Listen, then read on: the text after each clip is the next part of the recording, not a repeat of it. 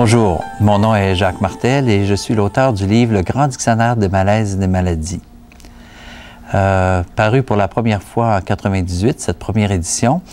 Et c'est un dictionnaire qui est relié aux pensées, aux sentiments et aux émotions, qui souvent sont à l'origine de la maladie. Lorsque j'ai connu les ateliers de croissance personnelle en 1989, j'ai vu que beaucoup de gens s'intéressaient aux malaises et aux maladies aussi.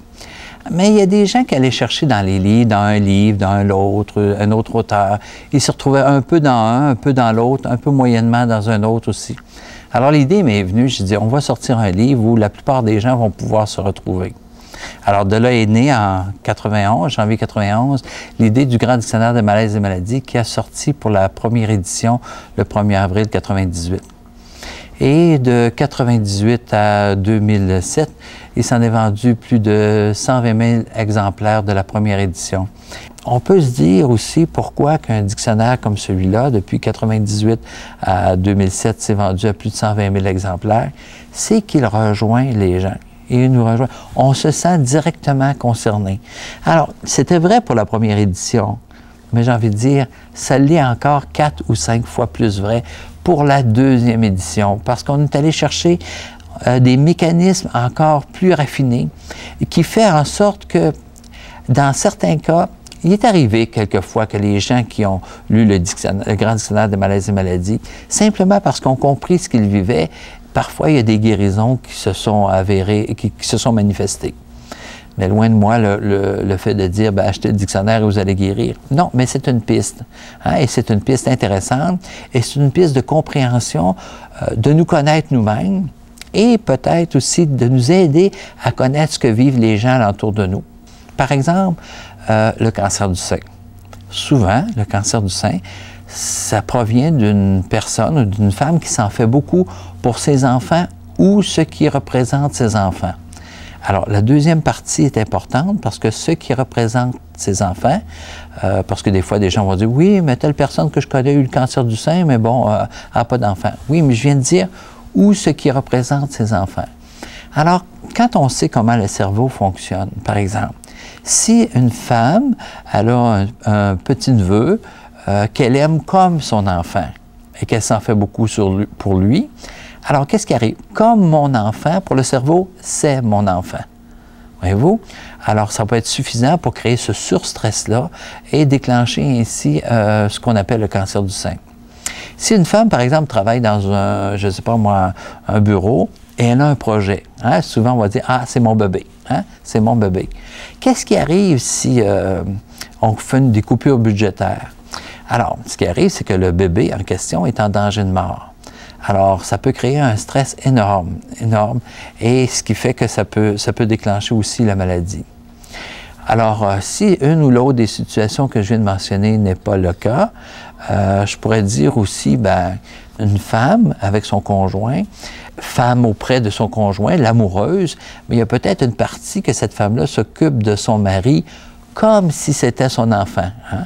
Parce qu'elle va faire le lavage, elle va s'occuper de ses repas, s'occuper d'une partie d'elle, même si elle est une femme, qui va s'en occuper comme si elle était la mère de son conjoint. Alors, si le conjoint est super stressé, s'il y a des difficultés, de l'incertitude au niveau du travail, tout ça, il se peut qu'elle s'en fasse énormément et beaucoup. Et que ça déclenche aussi la maladie. Alors, qu'est-ce qui arrive?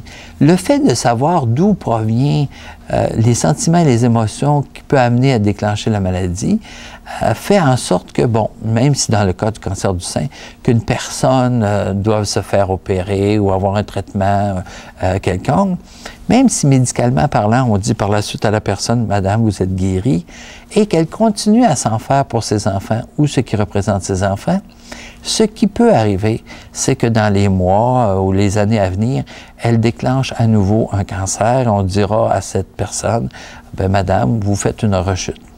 Alors, cet outil, je dirais, qu'est le grand dictionnaire de malaises et maladies, nous permet de mettre le doigt sur les pensées, les sentiments, les émotions qui sont à l'origine de la maladie.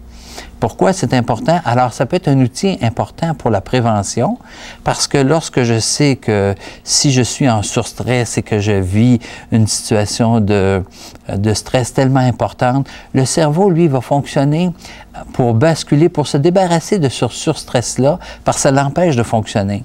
Mon cerveau, c'est un ordinateur.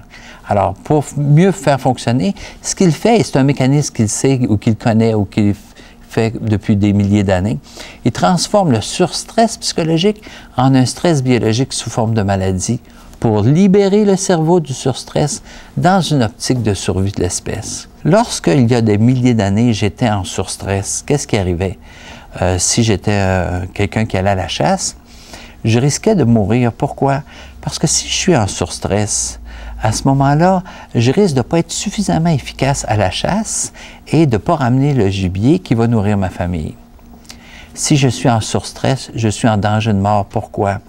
Parce que si je suis en surstress, je ne suis pas suffisamment vigilant et un fauve, il risque de sauter sur moi, que moi je meurs et ma famille aussi, par le fait même que je ne rapporte pas le gibier. C'est un exemple que je donne, mais qui existe depuis des milliers d'années. Alors, c'est peut-être pas toujours évident quand on nous annonce qu'on a telle ou telle maladie.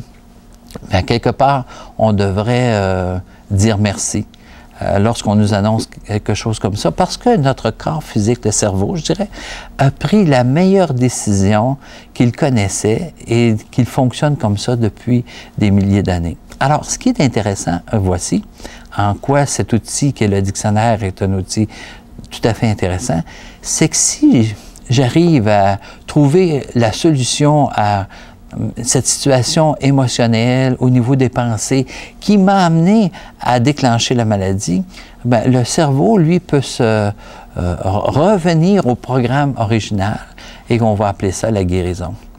Alors c'est très important de pouvoir identifier sur quoi travailler ou quelles sont les émotions, les pensées, les sentiments qui ont amené cette maladie à se manifester. Hein? Quand on a identifié ça, bien, il y a des actions qu'on peut prendre.